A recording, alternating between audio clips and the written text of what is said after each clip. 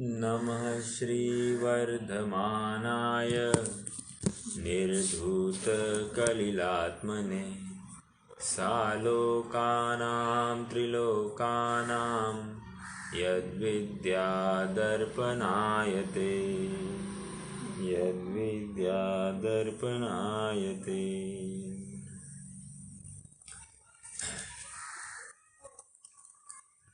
नग्गो ही मोक्ष मार्गो, नग्नता ही मोक्ष मार्ग है, ऐसा अष्टपाहुड़ में बात आई है आचार्य कुंद कुंद द्वारा।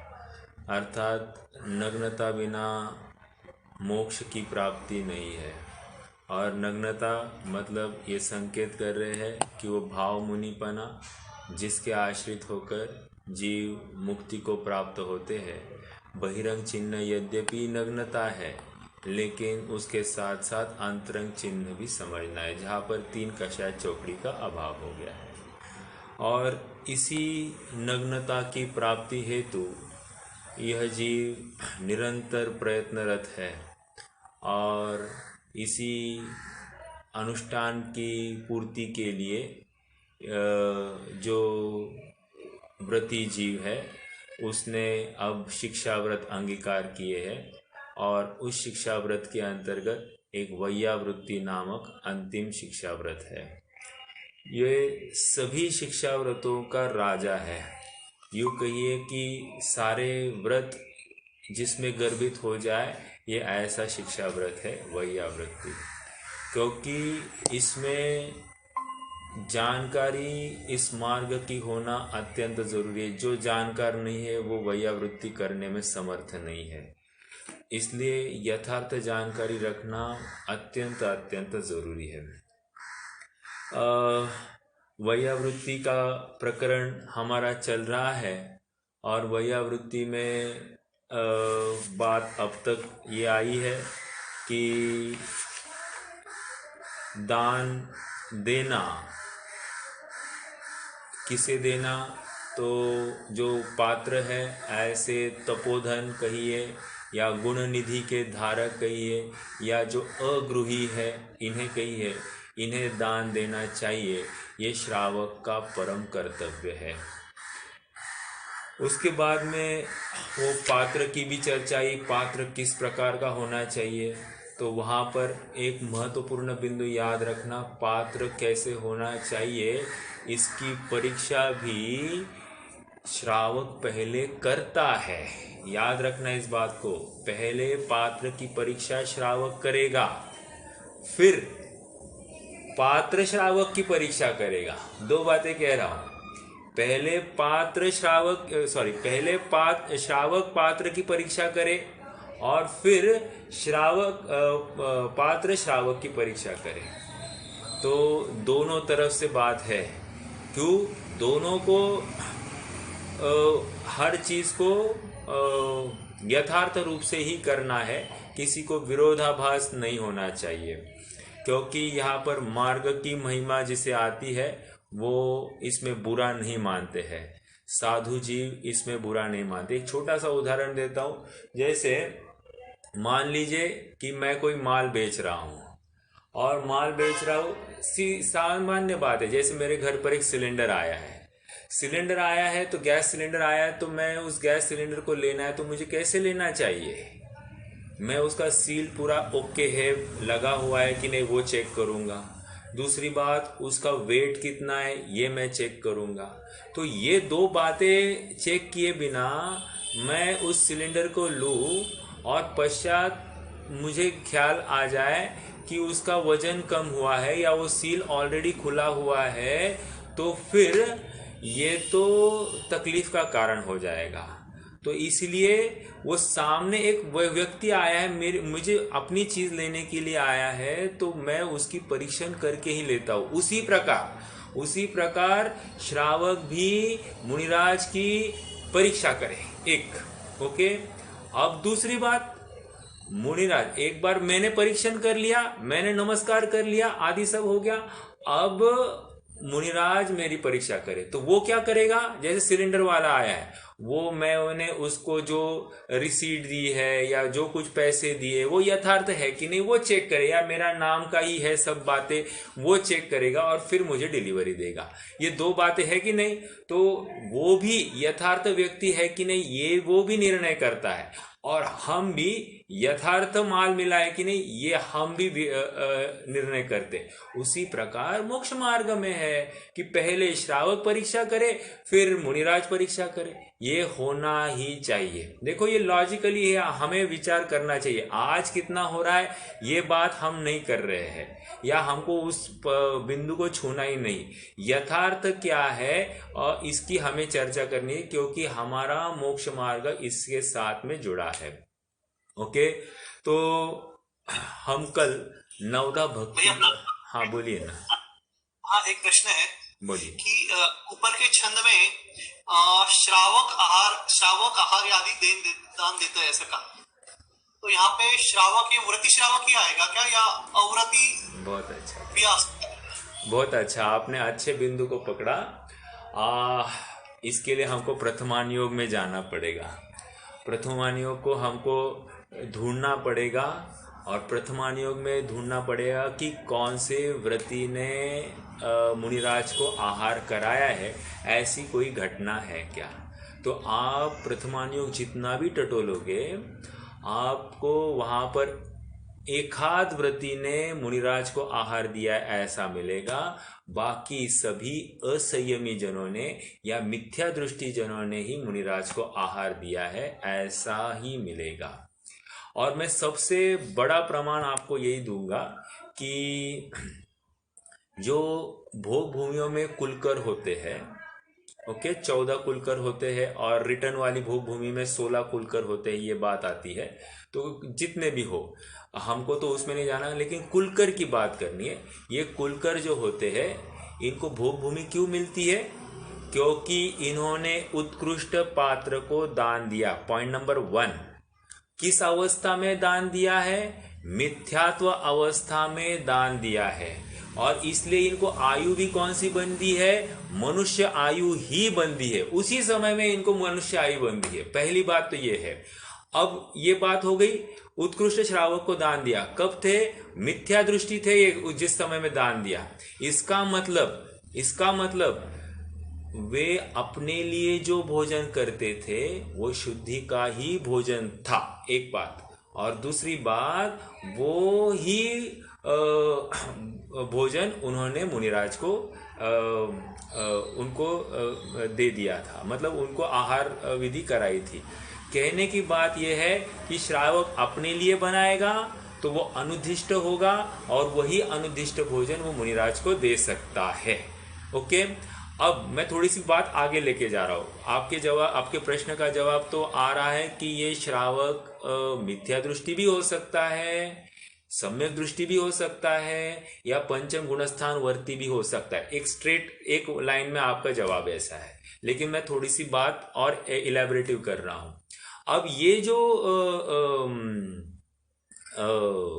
जीव है जिसने भोग भूमि का बंध किया है, ये इसके बाद में तीर्थंकर आदि के समोशरण में जाता है, वहां पर सम्यक तो प्रकट करता है। अब तक मिथ्या दृष्टि था, इसके बाद में समोशरण में जाता है, सम्यक तो प्रकट करता है। फिर तीर्थंकर क्या श्रुत केवली के पाद मूल में एक शायिक सम्यक तो प्रकट करता है, और उस शायिक सम्यक तो के बल पर फिर उसको भोग भूमि मिलती है, और भोग भूमि में वो कुलकर का जीव बनता है। तो यूजुअली ये जीव जो होते हैं कुलकर सभी शायिक सम्यक दृष्टि ही होते हैं, एक बात। और दूसरी बात ये है कि उनको जाति स्मरण या अवधि ज्ञान होता है, तो जिसको लेकर वे जिस प्रसंग में लोगों को मार्गदर्शन करते हैं। मुझे तो इतना ही कहना है कि मिथ्यात्व अवस्था में भी दान होता है, और बहुलता मिथ्या दृष्टि ही दान करता है। ओके, सम्यक दृष्टि मिले तो उसमें कोई ये नहीं है, लेकिन विचारणीय बिंदु सम्यक दृष्टि के चांसेस कम होंगे, या जो कुछ है मिथ्या दृष्टि के माध्यम से विशेष रूप से होता है, क्योंकि शास्त्र में जहां तहां आया है यहाँ पर असंयमी या मिथ्या दृष्टि के हाथ से ही वहां पर आहार विधि दी है, ऐसा आता है। ओके, आइए थोड़ा सा आगे बढ़ते हैं। और एक बिंदु को आपको थोड़ा सा हाईलाइट करूं, इसी ग्रंथ में पेज नंबर 337, ये थोड़ा सा खोलिए, ये भी अपन एक बार पढ़ लेते हैं, मतलब क्लैरिटी आएगी कैसी होती है भूमिका। 337 338,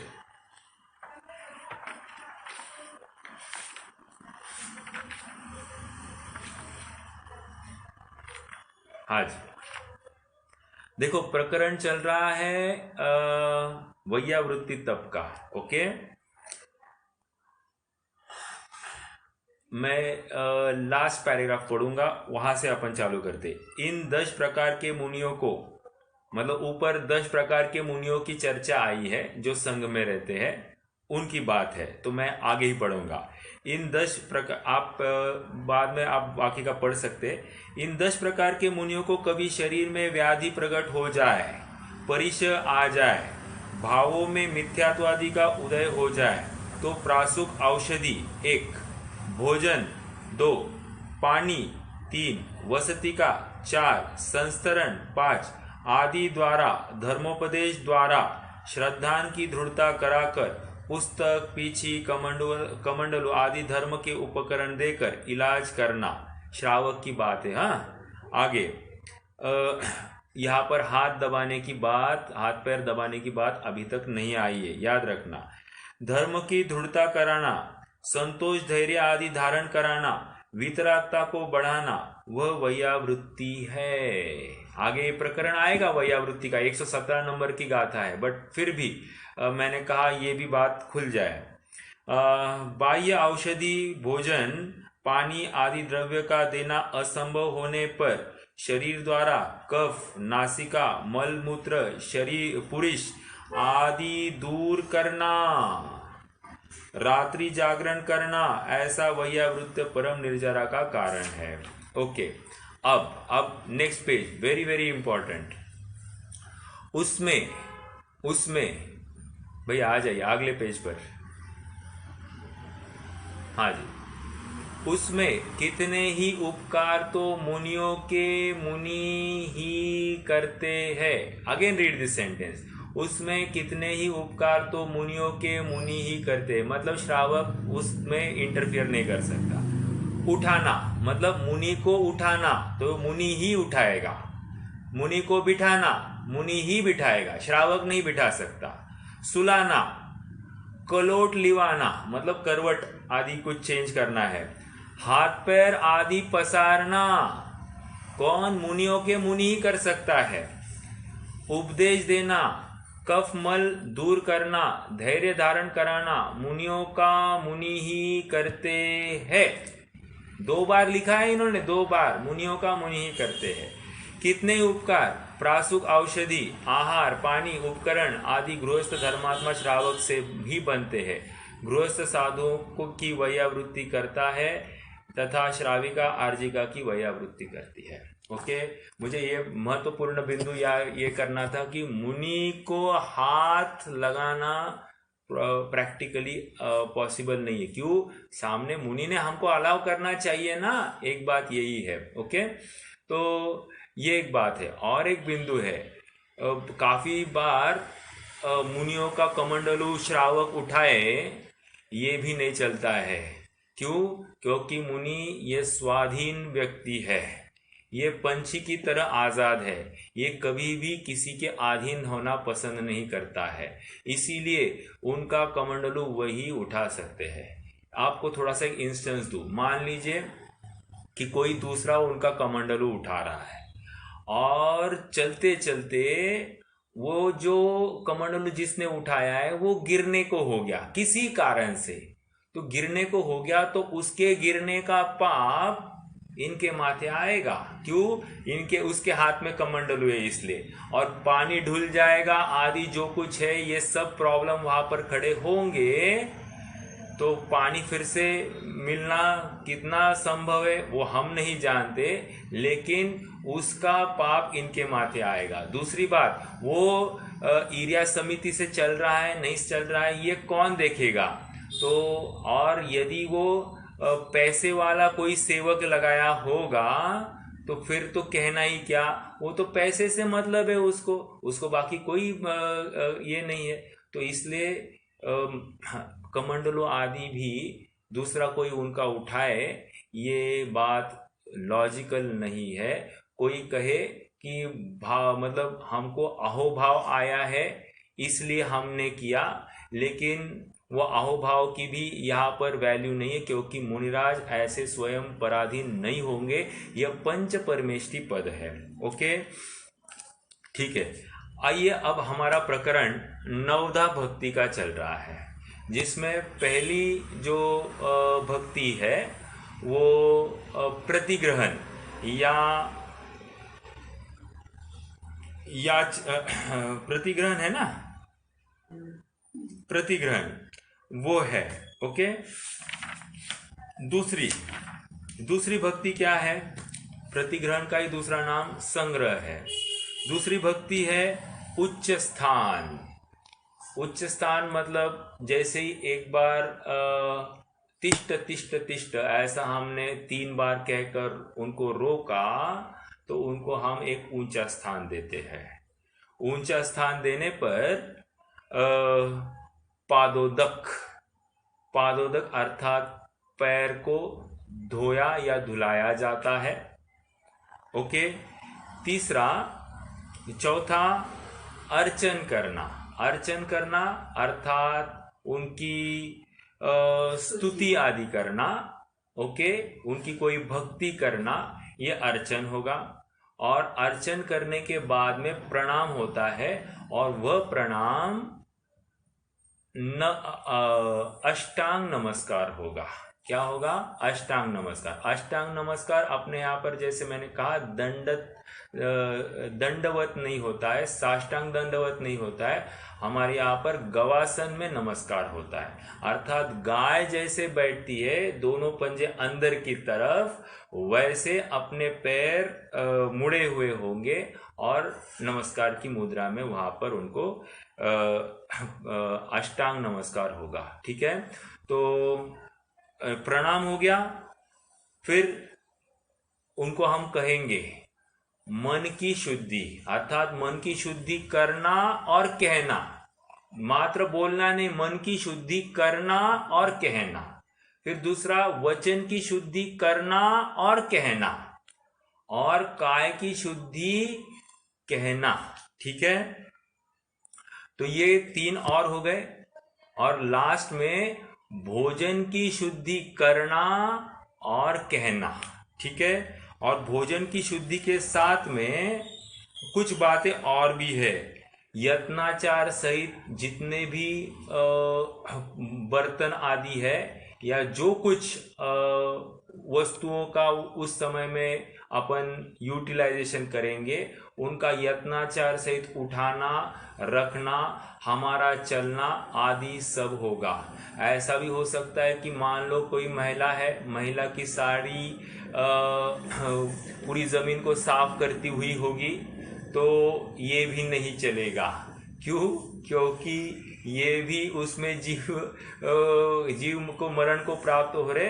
तो मुनिराज देखेंगे यहाँ पर विवेक की कमी है और वे उससे नाप लेंगे, वे वहाँ भोजन नहीं करेंगे। समझ में आ रहा है? छोटी छोटी बातें हैं, इसका सबका ख्याल वहां पर देखो। छोटी बातों से ही वो कितना नापते हैं। जैसे और एक एग्जाम्पल दूं, जैसे मान लीजिए एक चूहा उनके पैर के बीच में से गया, बस इतना ही है, तो वो अंतराय मानेंगे, वे वहां पर भोजन नहीं करेंगे। ओके, वे वहां से निकल जाएंगे। क्यों?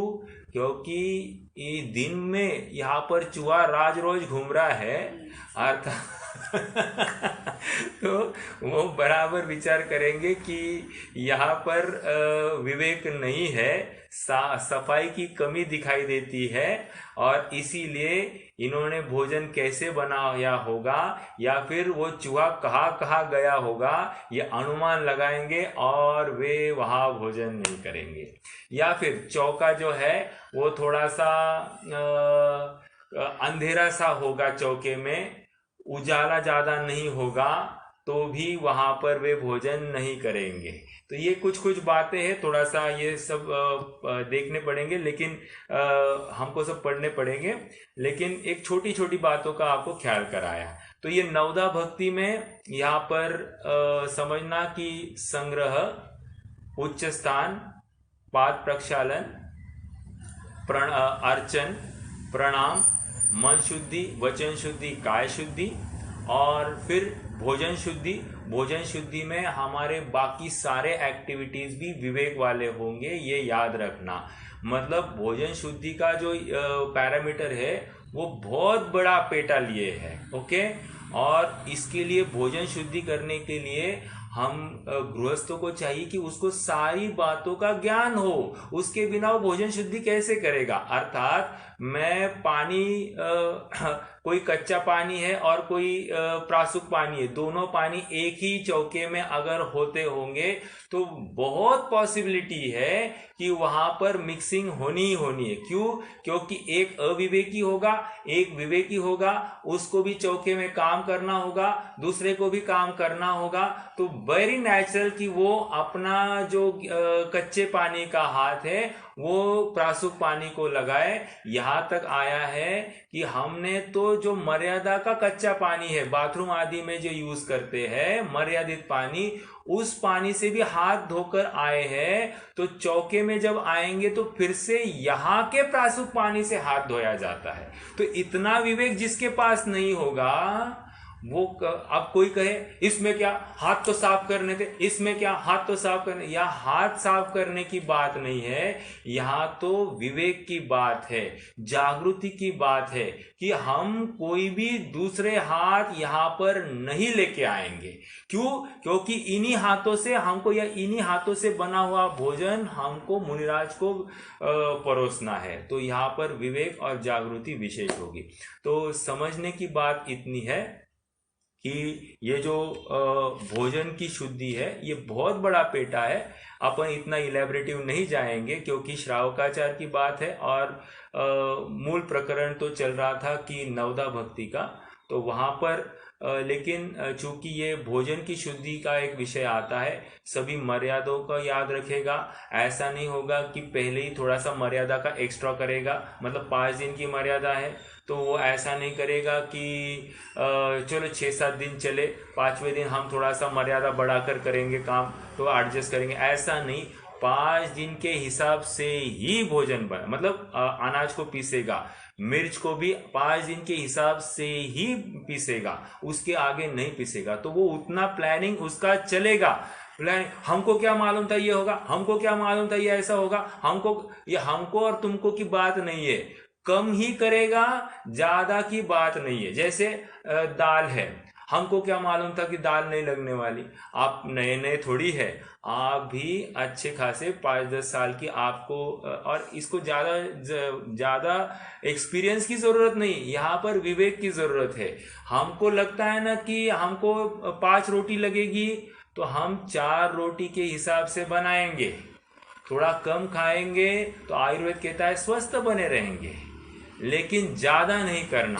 यहाँ पर हर जगह पर यह विवेक है, मतलब भोजन के हिसाब से तो यही बात है, एक्स्ट्रा नहीं करना। जैसे अभी मिठाई करेंगे, मिठाई भी हमारे यहाँ पर बहुत से जहाँ पर पानी लगता है तो 1 दिन की मर्यादा है, और 1 दिन की मर्यादा वाली मिठाई अगर हम 4-5 दिन चले इस हिसाब से करें तो क्या मतलब है।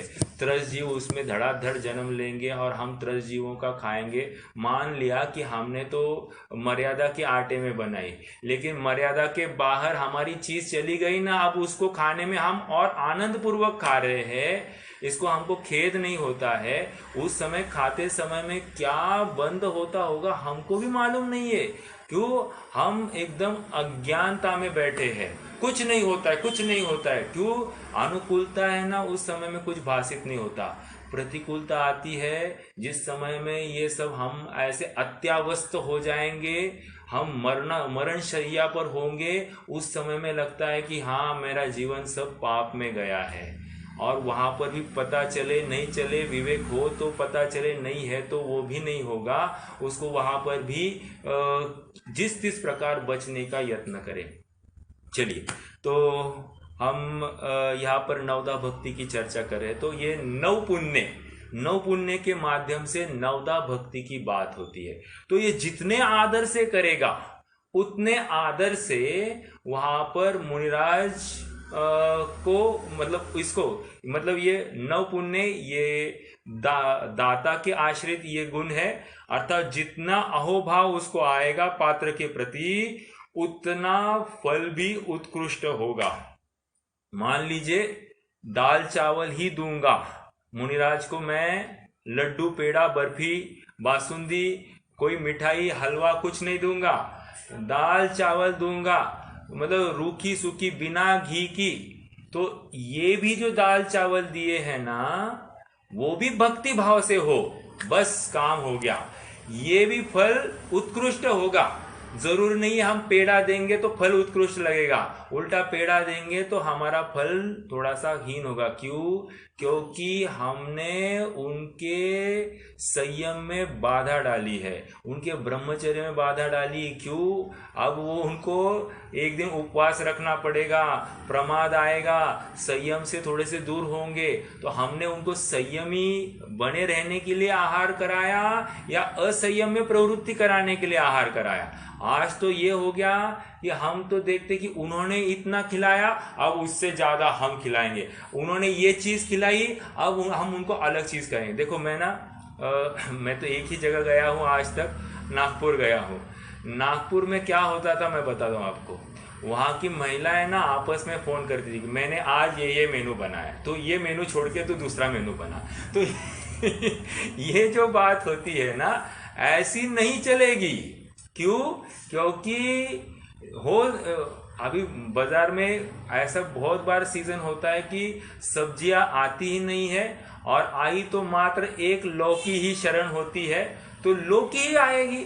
अब लौकी आए तो हर घर में लौकी ही बननी है, तो क्यों बनाने वाले को और तकलीफ है ना। हरी में अगर बननी है तो एक लौकी ही मिलती है, तो बहुत परेशानी हो सकती है। तो कहने की बात इतनी है कि उन्होंने आज ये रेसिपी बनाई, तो मुझे तो मेरे रेसिपी लिस्ट में से ये कैंसिल हो गई, अब मुझे दूसरी बनानी पड़ेगी, ये बात आती नहीं। हाँ खैर, वहाँ पर तो हमको पता ही नहीं मुनिराज आने वाले नहीं आने वाले, बट यहाँ पर विद्वानों को भी अगर खिलाना पिलाना है, अपन मात्र मुनिराज की बात नहीं कर रहे, विद्वान या फिर 11वीं प्रतिमाधारी या कोई उत्कृष्ट श्रावक होगा या मध्यम श्रावक होगा, जघन्य श्रावक होगा, उनका भी आदर अनुनय करना ही है कि नहीं। उनको भी हम आहार के लिए बुलाएंगे कि नहीं। भले ही उनकी हम नवदा भक्ति नहीं करेंगे, लेकिन पंचम भक्ति मतलब वहां पर जो कुछ बातें होगी, जैसे संग्रह तो करेंगे, उच्च स्थान देंगे, पादोदक नहीं होता है वहां पर, तो उनसे ही वो पैर धुलाए जाते हैं, पानी रखा जाता है। फिर अष्टांग नमस्कार नहीं होता है, या अर्चना तक पूजन नहीं होगा। एक नॉर्मल जो कोई इच्छामी इच्छाकार इस प्रकार का अगर उत्कृष्ट श्रावक होगा तो इच्छामी इच्छाकार इस रूप कहा जाएगा। वहां पर वंदामी वंदना नहीं की जाती है। और यदि मध्यम श्रावक होगा या जघन्य श्रावक होगा तो उसको जय जिनेन्द्र किया जाएगा। ओके। और बाकी तो आहार मन ये इनकी तो ज्यादा औचित्य नहीं दिखता है, लेकिन भोजन शुद्ध है ये, और हमारे आहोभाव तो दिखने ही चाहिए। जैसे हमारे घर मेहमान आएंगे तो हमको कितना आनंद होगा कि उनको क्या क्या खिलाए और कितनी वैरायटीज बनाकर खिलाए। तो ठीक है, जो कुछ है यहाँ तो वैरायटीज बनानी नहीं है, एक ही बनाना है, लेकिन प्राउड बनाना है। और एक बात समझना, देखो ज्ञानी जो होगा ना वो हमेशा देखेगा आइटम कितने बने हैं। आइटम यदि 4-5 मिठाइयाँ बनी है या फिर और कोई एकदम मतलब कोफ्ता वोफ्ता जो कुछ है, मतलब सब्जी में भी थोड़े से हाईफाई टाइप बनी होगी, तो वो समझेगा कि इसको बनाने में ज्यादा एफर्ट्स लगे हैं, ज्यादा टाइम गया है, तो शायद इस जीव ने कहीं ना कहीं झोल किया होगा इन द सेंस कहीं ना कहीं प्रमाद हुआ होगा, इसने कोई एडजस्टमेंट की होगी, कुछ ना कुछ हुआ होगा, इसलिए वो डाउटफुल ही रहेगा, वो फिर वहां पर शायद भोजन भी नहीं करेगा, मतलब ये। और इसलिए जो व्रती होगा, यथार्थ व्रती, वो तो पहले ही कह देता है कि हमारी एक ही मिठाई है, या आज हमारी मिठाई की ही रस्सी है, आदि जो कुछ है वो बोलकर ही आगे जाएगा। और फिर सब्जी भी एक ही लेंगे, या हम मात्र दाल चावल ही खाएंगे, या दाल रोटी ही खाएंगे, ऐसे ही बोलेंगे। तो अपने आप वो जितने अपने लिए ऑप्शंस कम कर देते हैं, तो सामने वाले के ऊपर भी प्रेशर नहीं आता है, लोड नहीं आता है। नहीं तो सुबह से जो लगे रहते हैं वो खत्म नहीं होता है काम महिलाओं का। तो ऐसा जो अति भारारोपण होगा, ऐसा काम नहीं चाहेगा। क्यों? ये मोक्ष मार्गी जीव है, और वो स्वयं के बल पर दूसरे का अति भारारोपण हुए, ये उसे बिल्कुल भी स्वीकृत नहीं है। ओके, चलिए। हाँ, बोलिए। हाँ, अगर आहार आदि चालू है मुनिराज का, तो बाहर का मे बी वो घर का मेंबर होगा या बाहर का कोई रिलेटिव होगा, तो क्या वो घर के अंदर आके और सोले में ये होके आहार दे सकता है क्या? नहीं, कारण दे देता हूं, नहीं दे सकता। कारण ये है कि उसने बनाया है क्या भोजन, पहली बात तो ये है। तो ये नवदा भक्ति में जो भोजन शुद्धि है वो किस तर्ज पर दे रहा है, व्हाट इज द प्रूफ कि ये भोजन शुद्ध है, आपको क्या गारंटी है? आपने देखा नहीं है, अनुमान की बात नहीं है, यहाँ तो पूरा कॉन्फिडेंस है, और घर वाला जो वहां पर विद्यमान है वही दे सकता है। तो ये बात है। और दूसरी बात ये है कि वो आएगा, वो उनके निमित्त से, आपको एक याद होगा, एक मालारोहन नाम का एक दोष है। मालारोहन मतलब क्या, कि मुझे एकदम से याद आ गया कि अरे लड्डू पेड़ा माले पर है। ओके, ये बहुत बार पहले जमाने में जो होता था, वो थोड़ा सा जो मिठाई होती थी वो थोड़ी सी ऊपर रखी जाती थी।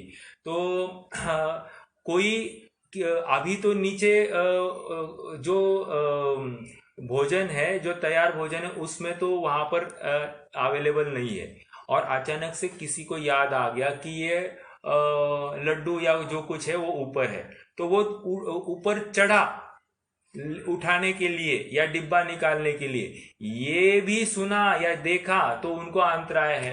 तो कोई आया और अपने निमित्त से उसने कपड़े आदि बदले और शुद्ध हुआ, और फिर वो भोजन में अंदर आया, ये पता चले तो भी उनको स्वीकृत नहीं है। ओके, और लॉजिकली आप विचार करना कि हमने उनके निमित्त से नहीं बनाया है, तो पहली बात तो किसी को मालूम ही नहीं है ये हमारे घर आए हैं, हमारे घर इनकी आहारचर्या होने वाली है, किसी को मालूम ही कैसे पड़े। तो जो वहां पर अवेलेबल होगा उतने के उन्हीं के दायरे में वो भोजन की विधि होगी। दूसरा कोई बाहर से आकर वहां पर इंटरफियर भी नहीं कर सकता है, क्योंकि ये प्रैक्टिकली आप विचार करना, आज के परिप्रेक्ष्य में हम विचार करेंगे तो फिर वो हमको थोड़ा सा स्वीकृति भी होती है, अस्वीकृति भी होती है, तो एक डाइसी सिचुएशन हो जाती है। तो हमको हमारी बहुत क्लैरिटी रखनी पड़ेगी कि वे आ कहाँ से रहे हैं और सर्कमस्टेंसेस कैसे है, इमेजिन करना। और वे स्वाधीन वृत्ति वाले हैं, वे पराधीन होना नहीं चाहते हैं, और उनके निमित्त से कोई भी हिंसा हुई हो, अभी वो जो सामने वाला आया है वो विवेकी है अविवेकी है, ये भी तो जरूरी है ना। तो उनको पहले बताना पड़ता है कि हमारे घर में 10 मेंबर्स है, 5 मेंबर्स है, और 5 मेंबर्स को वो प्रॉपरली देखेंगे, और उसके बाद में वो पूरा निर्णय करेंगे कि यहाँ पर मेरी चर्या हो सकती है या नहीं हो सकती है। मतलब बहुत परीक्षण की बात है डायरेक्टली वो। और बहुत ज्ञानी जीव है, बहुत ही उन्होंने धूप छाव देके, मतलब अलग अलग नगरों का पानी पिया है, तो इसलिए उनको हर चीज छुपाई नहीं जा सकती। थोड़े से भाप लेते हैं कि क्या हो सकता है, मतलब हमको लगता है कि हम थोड़ा सा करेंगे, तो बिल्कुल नहीं है। फटाफट वे पकड़ लेते। और उनको तो शंका भी आई तो नहीं, भले ही हमारे इसमें दोष नहीं होगा, शंका भी आई तो वे वहां से निकले हैं। क्यों? शंका नामक दोष बताया है। मुनिराज को मात्र शंका आई, क्या मालूम यहाँ इस घर में मुझे ठीक नहीं लग रहा है, चल गए, उनको रुकना नहीं है फिर वहां पर, इतनी बात है। समझ में आया? चलिए, तो ये नवदा भक्ति की बात आ गई। अब दातार के 7 गुण देखो। नव पुण्य प्रतिपत्ति, तो एक बात हो गई। सप्तगुण समाहितेन, 7 गुण अब दातार के है। दातार के 7 गुण क्या है, सो अपन विचार करते। देखो यहाँ पर 2 प्रकार से दिए हैं, अपन दोनों प्रकार के दाता के गुण देखेंगे। एक तो पेज नंबर सदासुख दास जी वाली टीका है, उसमें 169 पर भी है और 170 पर भी है। तो ये अलग अलग आचार्यों ने ये गुण लिखे हैं, तो अपन दोनों पढ़ते हैं। उत्तम पात्र आदि को दान देने वाले दातार में ये 7 गुण होना चाहिए। पेज 169 पर टॉप पर है, राइट। दान देकर इस लोक संबंधी विख्याता, लोक मान्यता, राजमान्यता, धन धान्य आदि की वृद्धि, यशस कीर्ति आदि इस लोक संबंधी फल नहीं चाहता। मतलब इस लोक संबंधी कोई भी यश, लोक में वाह वाह हो जाए, या फिर मुझे कोई पैसा मिले, पंचाश्चर्य हो जाए, अब मुनिराज को दे दिया, अब मेरे पास धन बहुत आ जाए, आदि आदि जो कुछ बात है वो अब नहीं चाहेगा। ओके, मतलब निर्वांछक भाव से। क्यों? क्योंकि सम्यक दृष्टि का एक अंग है कि नहीं है, जहाँ पर वांछा नहीं है, तो ये बिल्कुल वहाँ पर निर्वांछक भाव से ही आहार विधि करेगा। नहीं तो सम्यक तो ही गया। जो चरणानुयोग जिसको सम्यक तो कहता है, वहां पर वांछा दिखी तो हमको वहां पर सम्यक तो की कल्पना भी नहीं हो सकती। एक तो क्या है, इस लोक संबंधी वांछा नहीं होगी, इन शॉर्ट। दूसरा, उसे क्रोध नहीं आता है। अभी क्रोध क्यों आता है? मान लीजिए 1-2 दिन पहले ही किसी की आहारचर्या हुई है, अब फिर से दूसरा कोई आया तो उसको क्रोध हो सकता है। एक ये कंडीशन है। दूसरी बात, ऐसी भी क्रोध हो सकता है, थोड़ा सा एग्जाम्पल आप विचार करना, कि मुनिराज आए हैं और थोड़ा सा एक घर का मेंबर थोड़ा सा शिथिल सा दिखाई दे रहा है, और उस शिथिलता को देखकर शायद से मुनिराज को डाउट आ सकता है। इसलिए ये घर के श्रेष्ठी ने भांप लिया है कि ये मेंबर थोड़ा सा ये है और इसको लेकर मुनिराज जा सकते हैं। तो वो चाहता नहीं है जाए, और उसमें उसको क्रोध हो जाए तो भी नहीं चलेगा। ये कह रहे क्रोध नहीं आना चाहिए, मतलब किसी भी प्रकरण या किसी भी कारण से उनको क्रोध नहीं आता है। ओके, बार बार हम पात्र को आहार हो रहा है हमारे यहाँ पर, तो किसको किसको खिलाओ, ऐसा भाव भी नहीं आना चाहिए। ठीक है, आगे तीसरा, तो क्रोध से रहित। पहला क्या था? पहला था इस लोक संबंधी वांछा नहीं होगी। दूसरा, क्रोध से रहित होना। तीसरा क्या है? यहाँ पर कपट नहीं होना, मायाचारी। मतलब भोजन ठीक नहीं है, फिर भी मेरे यहाँ पर भोजन होगा तो मेरी प्रसिद्धि हो जाएगी, वांछा भी दिखाई दे रही है वहां पर, लेकिन एक प्रतिष्ठा के हेतु कि अब मेरे यहाँ से मुनिराज खाली हाथ न जाए, या भावना भी होगी कि उसमें क्या हुआ, थोड़ा तो है, उसमें क्या हुआ, थोड़ा तो है, ऐसे कहकर वो मुनिराज को आहार देना ही चाहता है। तो वहां पर मायाचारी या कपट का भाव भी नहीं होना चाहिए। ओके, तो ये एक बात। तीसरा, चौथा क्या है?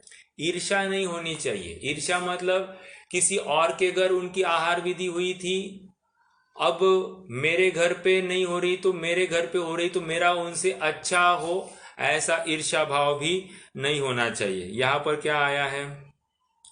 यश घट जाएगा आदि आदि, जो मतलब यश की वांछा है। फिर से यहाँ पर वांछा ही दिखाई दे रही है। अगर आप डीप में देखें तो एक पहले पॉइंट में ही ये पॉइंट दिखाई देता है, मतलब गर्भित दिखाई दे रही है बात। आगे, दान देकर विषाद नहीं करना। मैं क्या करूं, मैं सबसे बड़ा कहलाता हूं, बहुत बार होता है। जैसे आपको बताऊं, काफी बार होता है कि जो घर का बड़ा लड़का होता है उसकी जिम्मेदारी ज़्यादा होती है। क्यों? क्योंकि फिर माता पिता भी उसके पास रहेंगे, तो जब उसके पास रहते हैं तो आने जाने वाले भी उनके पास ही ज़्यादा आएंगे, तो उस निमित्त से उनका करना धरना भी उनके पास ही होता है। ये तो मैं लौकिक चर्चा कर रहा हूँ। वैसे ही यहाँ पर समझना कि मेरी नगर में कोई प्रतिष्ठा आदि होगी तो वेरी नेचुरली मेरा घर या फिर एकदम मौके पर है कि जैसे ही कोई आता है तो मेरा घर ही दिखाई देता है, तो इमीडिएटली पहले यही बढ़ जाते होंगे। वॉट एवर इट इज़, तो उसको लेकर भी उनको विषाद नहीं होना चाहिए कि मेरे पास ही सभी आते हैं तो मुझे उनके पीछे पीछे बहुत लगना पड़ता है, या फिर ये आ गए तो मेरा कोई व्यापार का समय जा रहा है। ऐसा कुछ भी विषाद का कारण बने तो वो वैसा विषाद से रहित ये दाता होना चाहिए। ओके। पात्र के साथ अगला कौन सा है? मुदित भाव। मुदित भाव मतलब प्रमुदित, आनंद होना चाहिए। पात्र के साथ मिल जाए या निर्विघ्न दान हो जाए तो अपूर्व निधि की प्राप्ति के समान आनंद मानना चाहिए। अपूर्व निधि, देखो वो शब्द बहुत महत्वपूर्ण है। हम भाव भाषण करने की कोशिश करें। अपूर्व निधि मतलब झूमना, झूमना कि अरे कितना बढ़िया काम हो गया है। देखो, हम किसी को मात्र 100 रुपया दे दे और वो उसमें हमको 10 बार थैंक यू बोले तो हमको भी एक हल्का सा फील होता है और हमको भी लगता है कि हाँ, हमारा उसने एक आभार व्यक्त किया, उसमें हमको कितना आनंद हुआ। वैसे ही यहाँ तो अलग बात है। यहाँ तो ये है कि मुनिराज को देखकर हमको आनंद होना चाहिए, अर्थात जन्म जन्म के हमारे पाप एक इस आहारचर्या से धुलने वाले, जन्म जन्म के पाप धुलने वाले हैं, तो कितना आनंद होगा। And once in a lifetime का ये अवसर होता है। ऐसा नहीं कि बार बार हमको ऐसे अवसर मिलेंगे, क्योंकि अपने गांठ का पुण्य भी उतना उत्कृष्ट होना, लेकिन once in a lifetime ऐसा कोई अवसर आता है कि हमारे निमित्त से मुनिराज की आहारचर्या होगी। और देखो ना, मतलब आज के डेट में शायद ही किसी ऐसा खेद होता होगा कि भोजन करते समय ऐसा भाव आता होगा कि काश मेरे निमित्त से ऐसे भावलिंगी संत का आहारचर्या हो जाए, तो जिसको लेकर उनको संयम में, साधना में वो कार्यकारी हो, ऐसा भाव भी आना बहुत कम हो गया है। विचारणीय बिंदु है ये भाव भी। क्यों? क्योंकि हमारे भावों में भी दरिद्रता आ गई है, दीनता आ गई है। हम मेहनत से दूर भाग रहे हैं, हमको बहुत रेडीमेड चाहिए। दिन भर कौन कूटता पीसता बैठेगा, ये मर्यादा अभी खत्म हो गई। आज आटे की मर्यादा, कल मिर्च मसालों की मर्यादा, उसके अगले दिन अपने लड्डू पेड़े बर्फी की मर्यादा। तो सभी चीजें फिर ये बाजार से ये अनाज लाना है, वहां से ये लाना है, इसमें ही पूरा दिन चला जाता है। तो कहाँ वो मर्यादा के पीछे ही हम कहाँ करें, जो हो रहा है होने दो। सहजता, हमको तो क्या एक भाव रहता है, सहजता। अरे वो सहजता नहीं, वो तो अति क्रूरता है हमारी। देखो, जैसे फॉर एग्जाम्पल और एक बताओ, आम का रस है। अभी आम का रस डेली बनाना मतलब आधा घंटा, 5-6 आम, घर में 5-6 मेंबर्स होंगे तो 6-7 आम तो बनाने होंगे। उनको सुधारना, उनको चेक करना, उनके छोटे टुकड़े करना, उनका फिर ग्राइंडिंग करना आदि। ये 6-7 आम के लिए मेरे हिसाब से आधा घंटा 35-40 मिनट तो जाते ही जाते हैं।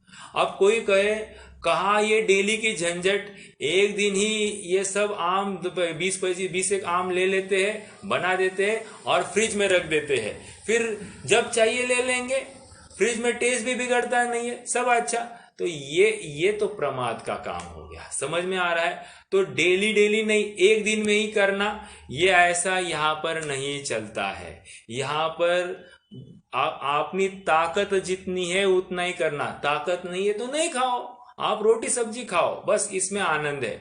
जहां पर प्रमाद होगा ऐसे कार्यों में प्रवृत्ति नहीं करो। देखो, हमेशा मैं श्रेयांश की मम्मी को भी कहता हूं, देखो 3-3 घंटे आप तलते रहते हो, तलने में एक तो थकान भी हो जाती है, फिर बहुत सा ये हो जाता है, फिर उसको लेकर फिर काम में कुछ कमी ना हो, अर्थात शुद्धि में कोई कमी ना हो। इसलिए करना क्या, आप थोड़ा सा बनाओ और एक आध दिन में खत्म हो जाए, ठीक है। नहीं, वो ज़्यादा जितना बनाएंगे उतनी तकलीफ बढ़ेगी। फिर इसको देना उसको देना, देने में भी और मेहनत है, क्योंकि खाने वाला तो वाव करके खुश होकर आपको दे देगा, लेकिन खाएगा, हजम करेगा 1 मिनट के अंदर, और उसके पीछे की मेहनत 2 घंटा हम खड़े हैं। हमारा स्वाध्याय आदि का समय छोड़कर हम यहाँ पर लगे हैं, और वो वाव करके फिर अगली बार वंस मोर बोलेगा और हम प्रशंसा प्रिय है। अरे हमको हमारे समय की कीमत नहीं है, और इसीलिए हम थोड़ी सी किसी की प्रशंसा में बहके जाते हैं, ये योग्य नहीं है। भोजन के लिए जितना कम समय दिया जाए उतना ही हमारा संयम के लिए कार्यकारी होगा, ये यहाँ से समझने की बात है। मैं कहा था प्रमुदित मन पर था, थोड़ा सा अपन ऑफ ट्रैक हो गए, लेकिन प्रमुदित, हमको आनंद आना चाहिए कि मुनिराज को भोजन कराया है, ऐसा उत्कृष्ट दिन अब मेरे जीवन का, मतलब करोड़ों की निधि मुझे आज मिली है, ऐसा आनंद होना चाहिए। और ये आनंद तभी हो सकता है जब हम डेली अपने लिए ऐसा आहार बनाए।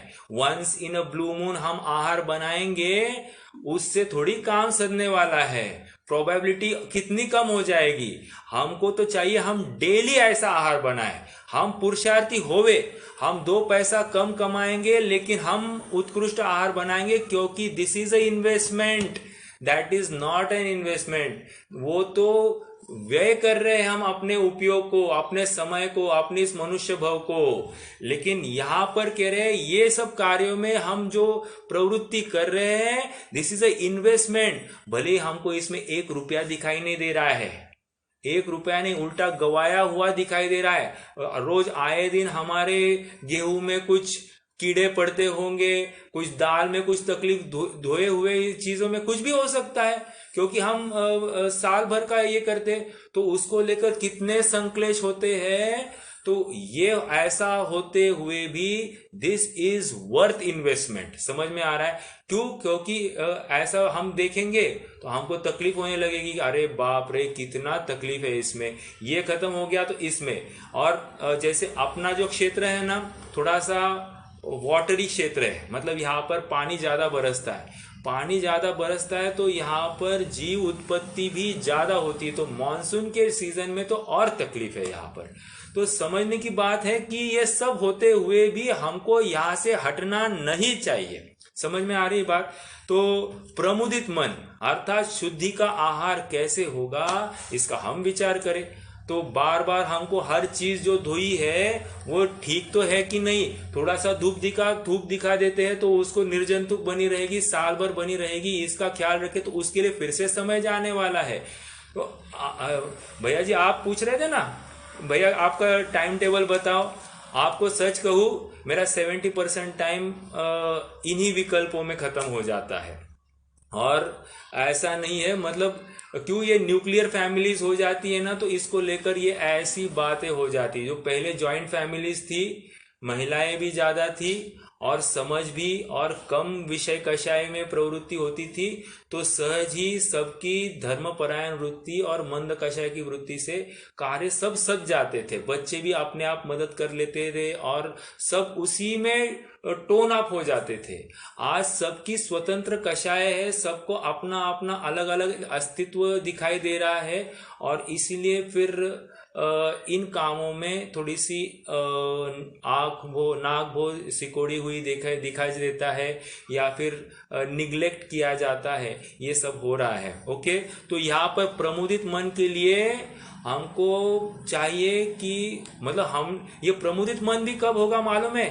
हम उम्र भर से इसी दिन की तलाश में थे कि कब आएगा वो दिन जिस दिन मेरे निमित्त से मुनिराज के संयम में, साधना में एक हमारे माध्यम से थोड़ा सा एक अनुमोदन हो जाए, और वो आज हो गया है। तो कितना आनंद है ना, निर्भर। और वो आनंद भी एकदम, उसमें जो आनंद आया है उसका फल भी विशेष पाया जाएगा। और लास्ट में कह रहे अहंकार से रहित होंगे। अर्थात ये जो दाता होता है ये अहंकार नहीं करेगा कि मेरे पास ही होता है, मेरे जैसा आहारचर्या कराने वाला कोई नहीं, ऐसा इसके अहंकार नहीं होगा। ये तो एक 7 गुण है। अब पेज नंबर 170 पर आ जाइए, वहां पर भी 7 गुण है, हम एक बार फास्ट उसको भी देख लेते हैं। दातार के विशेष गुण, दातार कैसा होना चाहिए? 7 गुणों का धारी होना चाहिए। बीच में है धर्म में तत्पर पात्रों के गुणों के सेवन में लीन होकर पात्र को स्वीकार करना, प्रमाद रहित ज्ञान सहित शांत परिणामी होकर पात्र की भक्ति में प्रवर्तना दातार की वह भक्ति नामक गुण है। ओके, भक्ति करना, बहुत आदर सम्मान देना, वो पात्र दिखे कि देखो हमको क्या लगता है दान करना है, तो दान करना है तो हमको कितना याद आता है? हमको पैसे देने तक ही याद आता है। लेकिन अब यहाँ पर आचार्य देव या पंडित साहब बता रहे दान is not only that much. आपको मालूम है एक आनंदपुर ट्रस्ट है, आनंदपुर ट्रस्ट ये सिखों का चलता है, और वहां पर ऐसी बात है कि किसी ने 1 करोड़ का दान दिया, तो उसको जैसे हमारे यहाँ पर 1 लाख दो तो आप आपको कोई परम क्या एक आपको ट्रस्ट में या कहीं आपको एक परम रक्षक या कोई तो ऐसा एक आपको उपाधि दी जाती है कि आपने 1 लाख दान किया है। अब मान लीजिए वहां पर किसी ने 1 करोड़ दान किया है, ओके, 1 करोड़ दान किया और चला गया, ओके, और दूसरा कोई व्यक्ति है उसने 1 लाख दान किया है और वो कहता है कि मैं यहाँ पर सेवा भी दूंगा, तो कहते ये परम रक्षक है, ये सबसे बड़ा दानी उसको कहा जाता है जो वहां पर सेवा देता है। सेवा मतलब वो थाली उठाएगा या फिर वहां पर भोजन परोसेगा या बर्तन मांजने का जो कोई काम होगा या झाड़ू लगाएगा, साफ सफाई देखेगा, जो कुछ होगा वहां का वो वहां पर सेवा देगा, आए हुए लोगों को वहां पर उतनी सेवा देगा, वो सबसे बड़ा दानी, ऐसे उनके यहाँ पर रीति है। मतलब 1 करोड़ देने वाले सबसे बड़ा दानी नहीं, उसका नाम नहीं इसका नाम लगता है, ये सबसे बड़ा दानी। ओके, तो ऐसी ही बात यहाँ पर है। भक्ति जो सेवा है, जितनी सेवा, जितना समर्पण भाव होगा उस पात्र के प्रति उसको भक्ति कहते हैं। ये पहला गुण। दूसरा तुष्टि, अर्थात दान देने में अत्यंत आसक्त होकर पात्र की प्राप्ति को परम निधान का लाभ समान मानना। वहां पर क्या है? प्रमुदित, वहां पर प्रमुदित आया, यहां पर तुष्टि नामक गुण दिखाई दे रहा है। आगे तीसरा, साधुओं को अपने द्वारा दान हो जाना इस लोक में तथा परलोक में परम कल्याण है। इस प्रकार परिणामों में गाढ़ प्रीति होना दातार का श्रद्धा नामक गुण है। अब यहाँ पर वांछा नहीं समझना, लेकिन सहज ही उसको एक यथार्थ पात्र को ही देना चाहिए, अयथार्थ पात्र को देना नहीं चाहिए, ये दृष्टि यहाँ पर है। तो श्रद्धा इसकी बराबर यथार्थ पात्र को ढूंढने में रहती है। देखो, जैसे मुझे दान देना है, तो दान देना है तो मैं ऐरा गैरा यहाँ पर वहां पर नहीं दूंगा, मैं निरंतर पात्र को ढूंढता रहूंगा, कौन पात्र है, कौन पात्र है, कौन पात्र है, और जैसे ही पात्र मिले तो मैं इमीडिएटली उसको दूंगा, फिर वहां पर विचार नहीं करना, मैं फटाफट दे दूंगा। तो ये कह रहे पात्र, और पात्र मिलने पर निर्भर हो गया हूं, ऐसा भाषित होना ये श्रद्धा हो गई। फिर आगे, द्रव्य क्षेत्र काल भाव की भली प्रकार विचार करके योग्य भक्ष्य पदार्थ का दान देना वह दातार का विज्ञान गुण है।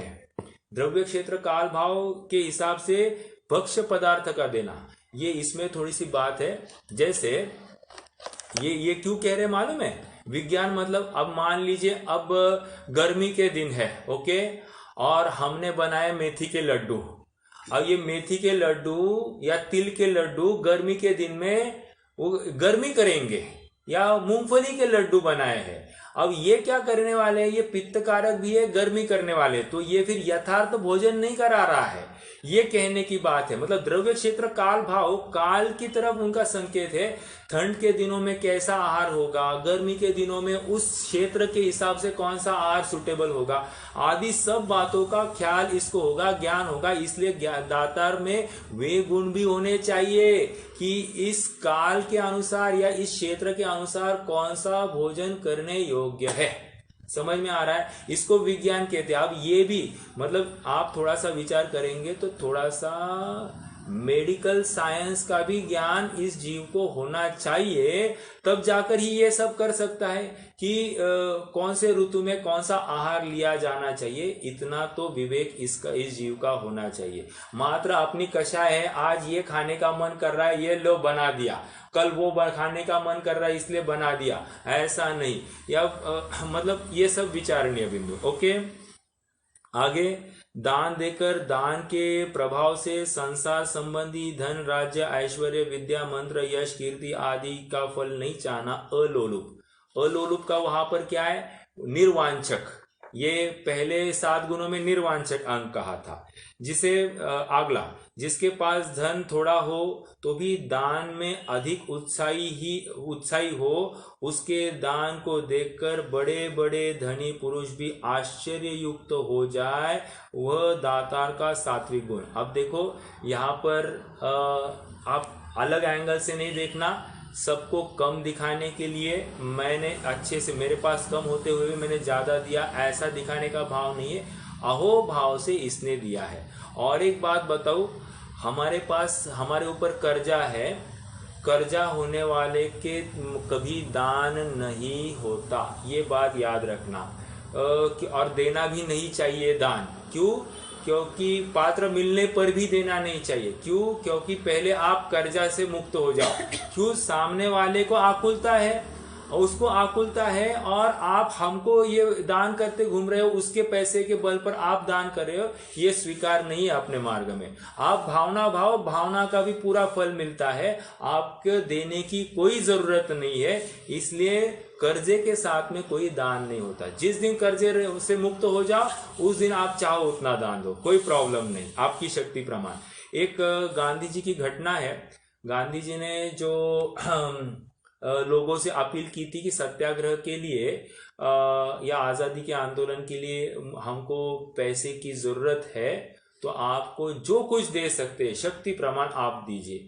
तो एक बूढ़ी अम्मा आई थी और उसने 1 रुपए का सिक्का उनको दे दिया था दान में। तो आजू बाजू वाले काफी लोग हंसने लग गए थे। अब उस समय में जो कोई 1 रुपया की वैल्यू ज्यादा होगी, कोई छोटा सिक्का होगा, मुझे अभी ज्यादा 1 पैसे वाला जो कुछ होगा, तो जिसकी वैल्यू आज के डेट में 1 रुपया का है। जैसे भिखारी को आज 1 रुपया दो तो वो हमारे ऊपर फेंक देता है, आज की डेट की ये बात है। तो वैसे उस समय की बात, मतलब उपहास की बात बनी होगी, ऐसा वो सिक्का उनको दान में दिया। गांधी जी हंसे नहीं, गांधी जी ने उस महिला के पैर छुए और उन्होंने कहा, ये सबसे बड़ा दान है मेरे, सभी अभी तक के दान आए उसमें सबसे बड़ा दान है। कैसे? कह रहे, इस महिला की इतनी ही ताकत थी, इसने आज अपना पेट को काट कर अपनी जितनी सेविंग थी उतनी पूरी सेविंग इसके लिए दी है, इस देश के आंदोलन में दी है। ये सबसे बड़ा दान है।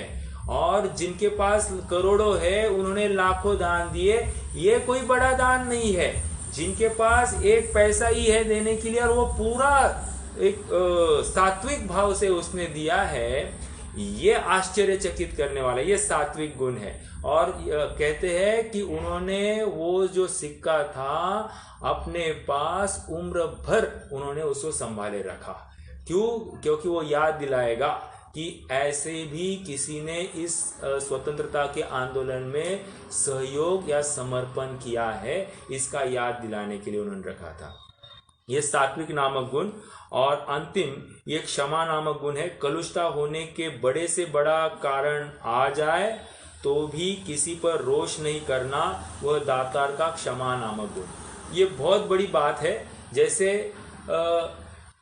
जैसे कोई एकदम से आ जाए, अभी मुनिराज अचानक से आने वाले हैं, अचानक से आएंगे तो वी आर नॉट रेडी, और रेडी नहीं है तो फिर एकदम भागदौड़ सी हो जाती है। फिर भागदौड़ में थोड़ी सी कोई ना कोई गलती हो सकती है, तो उसमें ऐसा मत करो, ऐसा मत करो। ये जो भी है जो प्रेशर में जो कोई बर्ताव होगा, ये प्रॉम्प्ट नहीं होगा, कषाय से युक्त होगा, रोष से युक्त होगा, और वो इसमें नहीं होता। तो क्षमा का धारी होना है। और गलती होगी तो उसमें मुनिराज अपने यहां पर आहार नहीं करे, ऐसे भी अवसर हो सकते हैं, तो उसमें भी ये क्षमा धारण करे।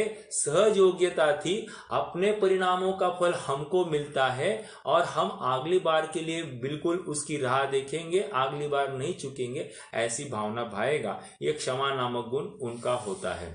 और आगे उन्होंने कहा कि वे विनयवान भी होना चाहिए, अर्थात अत्यंत अत्यंत विनय उनमें ये होना चाहिए। विनय तभी प्रगटेगा जब वो धर्मी के प्रति उसको अहोभाव आएगा। और धर्मी के प्रति अहोभाव कब आएगा? जब धर्म के प्रति अहोभाव आएगा। और धर्म के प्रति अहोभाव कब आएगा? जब ये उस पंथ का इच्छुक होगा, तभी जाकर उसको अहोभाव आएगा। जब तक इसे उस पंथ की इच्छा नहीं है, उस मार्ग पर चलने का भाव नहीं है, तब तक उसे महिमा भी नहीं आएगी। ओके, तो ये विनयवान नामक गुण है। इस प्रकार यहाँ पर दान की महिमा आ गई है। यहाँ पर आगे इतना समझना कि पात्र 3 प्रकार के बताए जाएंगे। एक तो यथार्थ पात्र के भी 3 भेद किए, उत्तम, मध्यम, जघन्य। उत्तम पात्र मुनि है, मध्यम पात्र श्रावक है, पंचम गुणस्थानवर्ती, और जघन्य पात्र 4थे गुणस्थानवर्ती अवृत्ति सम्यक दृष्टि है। फिर कुपात्र ये मिथ्या दृष्टि जीव है, जो मुमुक्षु तो है लेकिन मिथ्या दृष्टि है, वो कुपात्र है। इसमें द्रव्यलिंगी मुनियों को भी कुपात्र में लिया गया है। और जो अपात्र है, अर्थात उनको दान देने से कोई ज्यादा लाभ होता नहीं है। उत्तम पात्र को दान देने से भोग भूमि की प्राप्ति होती है या देव आदि की प्राप्ति होती है। जो कुपात्र है, इनको दान देने से कुभोग भूमि की प्राप्ति होती है। और अपात्र को दान देने से कोई वैल्यू नहीं है, वो तो जस्ट एक नॉर्मल है, उससे कुछ भी लाभ होता नहीं है। तो हम सुधी होकर हमको अपना दान किसको देना है, कैसे देना है, इसका विचार करें। दान तो देना ही चाहिए, क्योंकि निर्भर होना है तो दान देने के लिए ही होना चाहिए। और दूसरी बात, हम ऐसा विचार, इसमें आप पढ़ना, बहुत अच्छे अच्छे प्रकरण है कि मेरा पैसा, मेरा वही सच्चा पैसा है जो दूसरों के उपकार में लगा है। जो पैसा घर वालों के विषय भोग की पूर्तता में लगा है, वो सचमुच मेरा पैसा नहीं है। मेरा तो वही पैसा है जो दूसरों के उपकार में लगा है, जो सामने वाले को धर्म मार्ग में स्थिर करने में लगा है।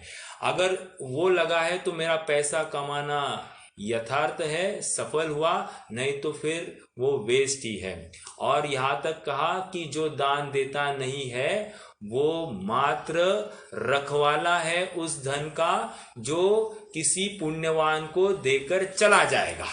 उसको वो स्वयं भी भोगेगा नहीं। अब पुण्यवान 2 ही काम कर सकता है, या तो वो स्वयं भोगों में लगाएगा या वो उसको दान में डालेगा। 2 बातें होगी।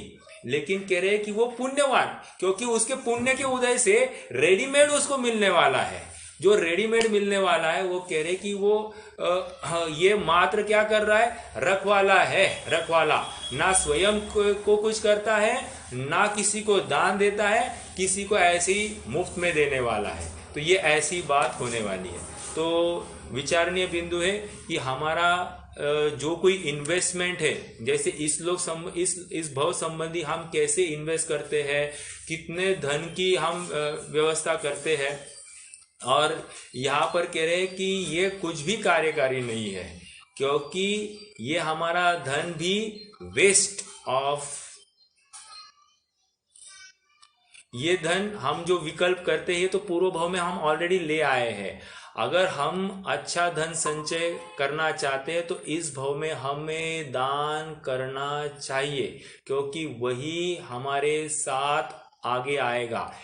1 रुपी दीजिए और उसको मल्टीपल टाइम्स आप ले जाइए। जैसे एक आम का बीज बोने से वो आम का जब फल आएगा तो सहस्त्र फल देने में समर्थ होगा वो पेड़। उसी प्रकार एक छोटा सा दान भी वो अनंत पुण्य राशि को इकट्ठा करने में समर्थ है। ऐसा ये आगे बताएंगे ही बताएंगे, तो हम करेंगे चर्चा क्रमशः।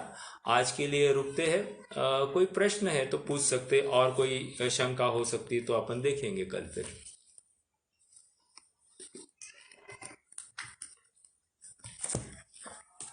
नहीं है, चलिए जिनवाणी स्तुति करते हैं। निज निधि निज में बताई यह अनंत उपकार है, इसके लिए जिनवाणी माँ को वंदना शत बार है। इसके लिए जिनवाणी माँ को वंदना शत बार है।